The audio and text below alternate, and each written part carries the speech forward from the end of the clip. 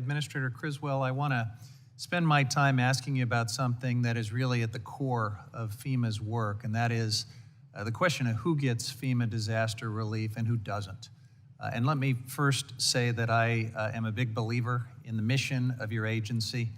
I think it's one of the great things that our federal government does to make sure that that FEMA disaster relief is there for devastated communities, no matter where they are, no matter what their politics are. And I want to commend you and your colleagues for the dedication that you bring to this critical work. I represent the North Bay and the North Coast of California, so I've seen firsthand what a difference that disaster relief can make for devastated communities. But I have also seen what happens when there is a devastating natural disaster that doesn't quite trigger FEMA disaster relief, and I've seen how inequitable that can be. My district includes a lot of rural, less affluent communities as well. And we have an equity problem when it comes to this mechanism. We leave a lot of rural, less affluent communities behind, and with the climate crisis bringing us more and bigger disasters, we really need to tackle this equity problem now to get ahead of it. So I told you a little about my district. We've got earthquakes, we've got tsunamis, we've got wildfires. It is sort of the poster child for this problem because FEMA's arbitrary and inflexible financial damage threshold can leave devastated communities behind. Give you an example. In 2017, the Helena fire burned 72 homes in Junction City, Trinity County, one of the smallest, poorest rural counties in California. That took out 15% of the county's housing stock. 15% of a county that has modest homes, so the property values were not high enough to reach the threshold. And of course, the county government lacks resources. This is a struggling community. And so they didn't get that FEMA disaster relief. In December 2022, a 6.4 magnitude earthquake struck the small town of Rio Del in Humboldt County.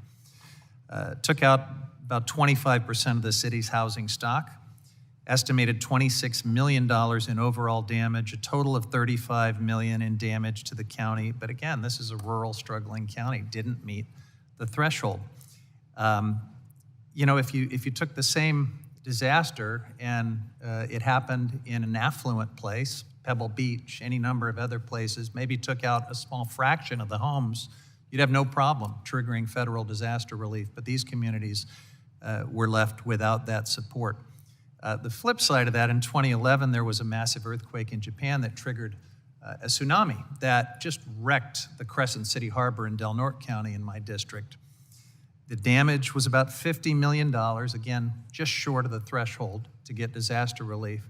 But we got lucky because that same tsunami also hit a harbor in Santa Cruz, further south in the state, where some very fancy yachts were parked.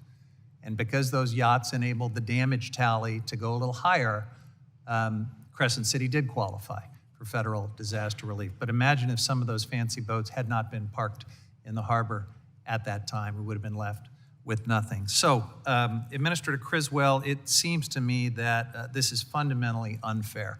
And again, with more disasters coming, we really need to provide more flexible, equitable ways for devastated communities to qualify for federal disaster relief from FEMA. And my staff will be presenting you with a letter today. I'm asking you to work with us on this important issue. I believe you have existing authority that would let you do a rulemaking to provide that flexibility and equity. But if you need new authority, additional authority, I hope you will please let us know, and we will get to work to make it happen. Let me just leave it there and ask for your response, and I'm really hoping to hear a commitment to work with me on this critical issue. Representative, you make some very good points, and it really does show why one of my priorities has been equitably delivering our programs. When it comes to declaring a disaster, we have a number of factors that we take into consideration, whether the state has the capacity to support it, not just the local jurisdictions, but also the amount of insurance and the amount of damage. And it can be very complex. And that is why we are continuing to work on ways that we can improve the way we're delivering our programs, but also better understand the barriers that communities, just as you mentioned, are experiencing to being able to get the assistance that they need in order to properly recover from these disasters. And so you have my commitment to continue to find ways that we can improve the way we're delivering our programs and ensuring that everybody who is eligible for our programs has access to that assistance. All right, thank you. Yield back.